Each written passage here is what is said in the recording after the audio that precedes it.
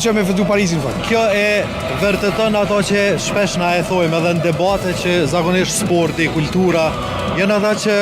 i bashkojnë njerëz, këtë rast edhe politikanë. Kështu që realisht mu po m'vjen mirë që po i shoh edhe ambasadorët e huaj këtu, normalisht që kanë një arsye ndoshta pak më të madhe, Franca, Gjermania me qenë, por po ashtu merr shumë mirë që po ashtu edhe përfaqësues partive politike, që një farë forme e dëshmon e vërtetën ato që sporti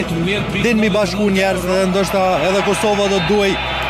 dhe vetë politikanë realisht do duaj që mi kushtu shumë a shumë rëndësi sportit,